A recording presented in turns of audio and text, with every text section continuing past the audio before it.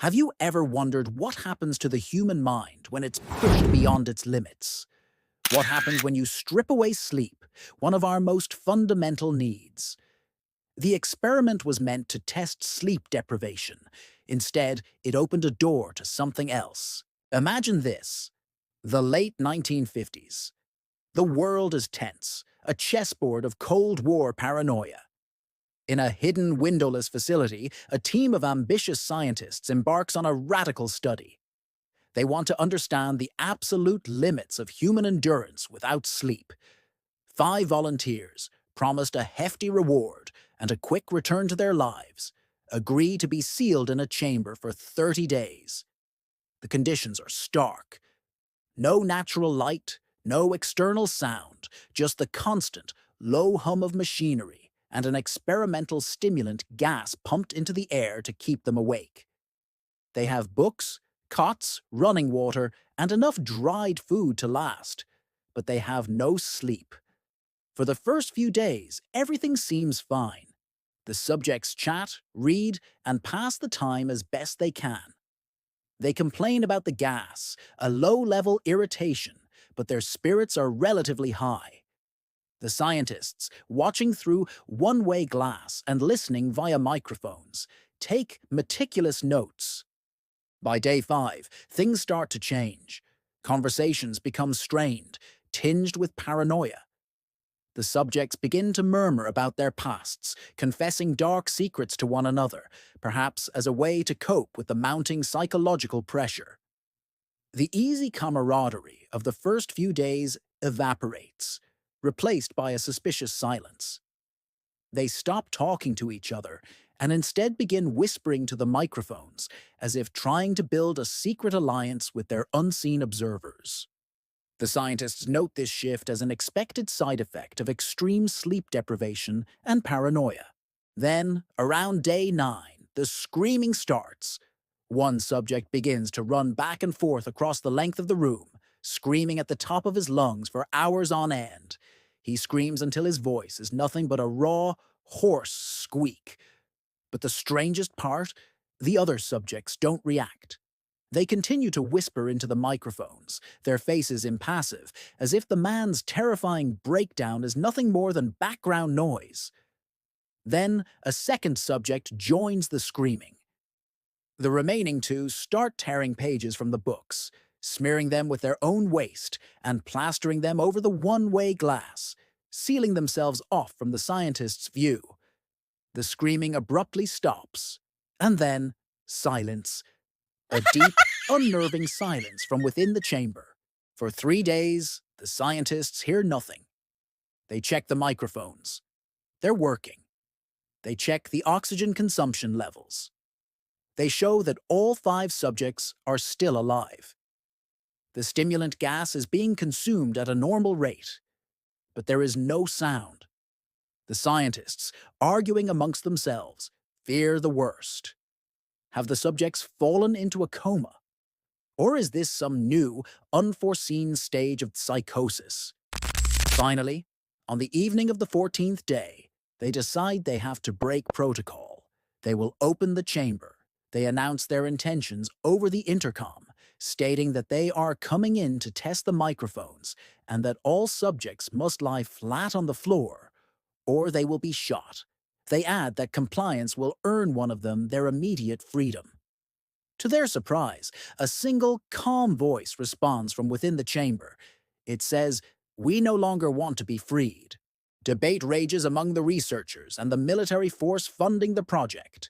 Finally, at midnight on the 15th day, they decide they have to go in. They flush the chamber of the stimulant gas and pump in fresh air. Immediately, voices from inside begin to object. They plead for the gas to be turned back on, screaming as if terrified of falling asleep. Soldiers move in to open the door, and what they find inside is the stuff of nightmares. The room is a scene of carnage. Rations are untouched. Chunks of flesh have been torn from the subjects' own bodies and used to clog the drains, causing several inches of bloody water to pool on the floor. 4 of the 5 subjects are still alive, if you can call it that. They are severely mutilated, with vast portions of their skin and muscle torn away, exposing bone. It appears they have been self-cannibalizing. Their abdominal organs are visible, yet they are still breathing, still moving. The fifth subject lies dead on the floor. The soldiers are horrified, refusing to enter the room further. The subjects, in turn, react with incredible violence when the soldiers try to remove them. They fight with a strength that seems impossible, begging for the stimulant gas, for the waking nightmare to continue. They seem terrified of what sleep might bring. One soldier is killed, another severely injured, before the remaining four subjects are finally subdued. As they are moved to a medical facility, the full horror becomes clear. They have somehow rerouted their own circulatory systems to keep their ravaged organs functioning.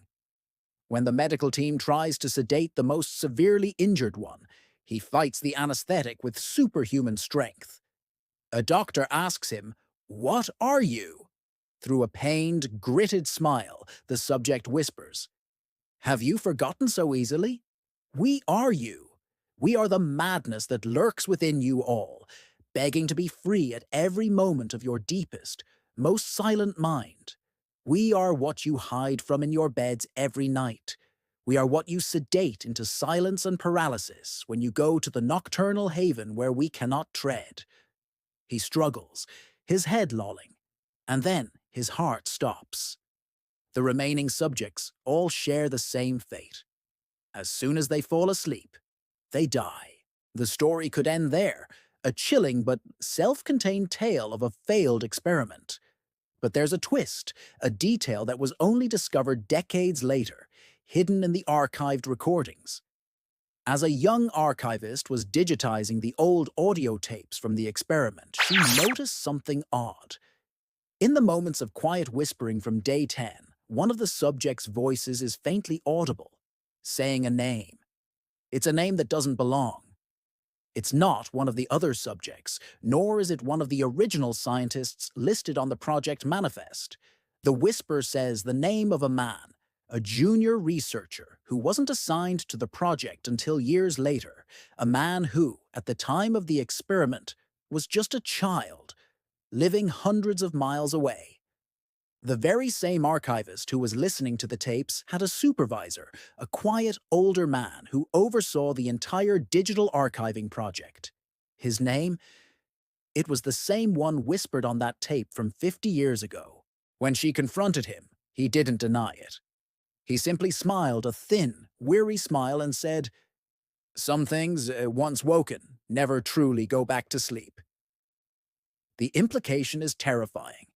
Was this just an experiment in sleep deprivation, or did they accidentally tear open a veil? Did they unleash something that could latch on, that could wait, that could pass from one mind to another? The whispers said, "We are awake now." Maybe they weren't just talking about themselves. Maybe they were talking about something that is now awake in the world, forever. It makes you think, doesn't it? What really happens when we close our eyes at night? And what happens to those who can't? Thank you for joining me on this deep dive into one of the internet's most enduring and terrifying legends. If you enjoyed this journey into psychological horror, be sure to hit that like button and subscribe for more content that explores the dark corners of the unknown. Stay curious and sleep well, if you can.